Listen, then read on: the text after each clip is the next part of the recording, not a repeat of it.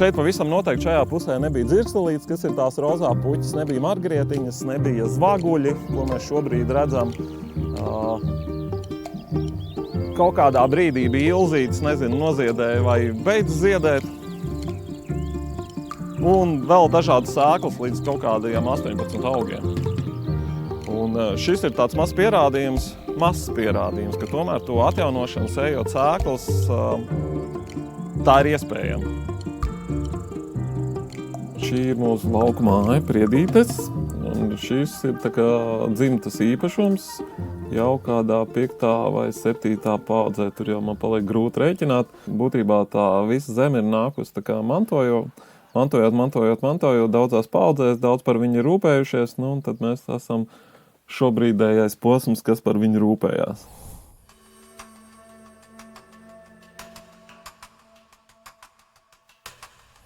Tad šodien mēs bridīsim pļavās. Tās ir Abavas senlejas pļavas. Pastāstīšu par augiem, kurus var tējā vākt, kurus var ēst un kurus vainadziņā pīt. Un kurš uzminēs, kam ir tāda lapiņa? Viņa noziedē? Pienenē. Jā, pienenē, jā, bet pieneni jau ir noziedējis, ņem. To mēs arī ēdīsim. Plostbārdis. Plostbārdis ir radinieks pienenē, un jums ir šodien uzdevums izsēt sēklas.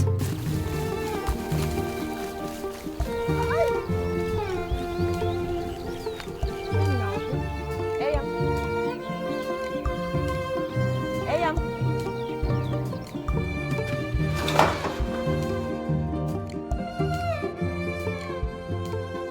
Ikdienā vispār es esmu programmētājs. Mēs dzīvojam ziemā Kandavā, tas ir 4,5 km no šejienes.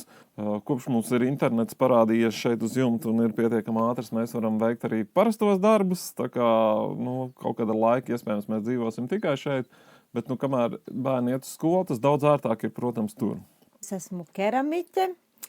Un es esmu pārtaisījis kūti par savu galeriju, veikaliņu, tā kā mēs esam tagad galerijā Kūts, kuras taisu keramiku un vadu nodarbības un pārdod savus darbiņus. Mēs paņemam māla piciņu un vienkārši bez nekādiem aparātiem un instrumentiem izmīcam no tā bļodiņu.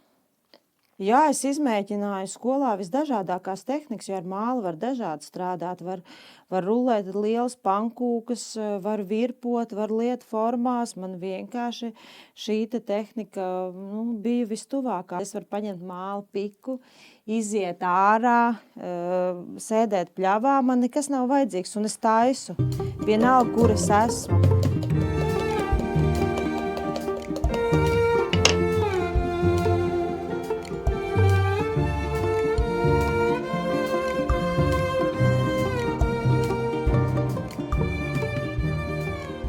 Šo tehniku man iemācīja zāļu sieva, un vainadziņu mēs pinam kā bizīti. Un tad viņš sanāk ļoti stiprs, un arī puķītis ar ļoti īsiem kātiem var iepīt iekšā.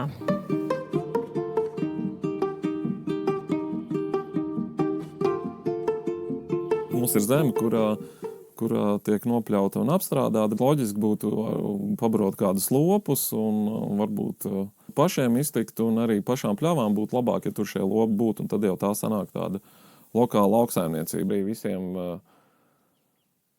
turismu pasākumiem tie lopi piestāvēt, jo kuram tad nepatīk ķuķuruķu gotiņām.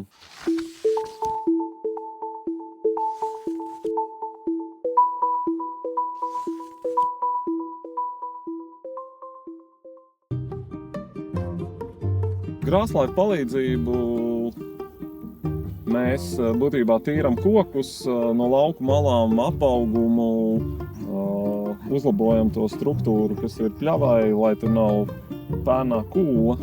Galvenais atbalsts mums plānojās uz traktoru tehniku un govīm. Mums arī ekspertu pieejamība ir bijusi visu šo laiku, un ar to ir paveicies. Eksperts pasakot, ka wow, kas tev te aug? Tas arī man parāda, ka tas ir kaut kas wow, kas te aug, tas burkšķis ir baigais kaut kas, tur labs, jā. Ok, labi, šito es kopšu. Ir stāsts par to, ka mēs varam lepoties ar to, kas mums ir, kāds to novērtē. Un, jā, Un mēs to saglabājam visai pasaulē. Mēs glābjam kaut kādā ziņā pasauli, jo nav daudz tādas vietas, kur tas ir. Un, ja mēs to nedarīsim, varbūt vēl pēc dažiem gadiem tā vispār nebūs.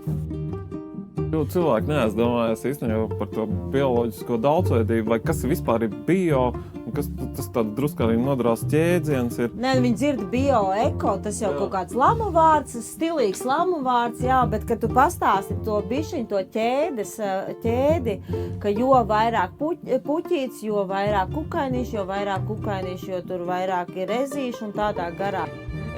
Nu? Redzi, cik stiprs? Nē, bet ir stiprs.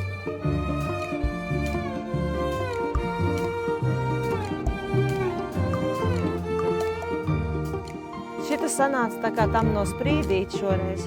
Katreiz jau viņš ir savādāks.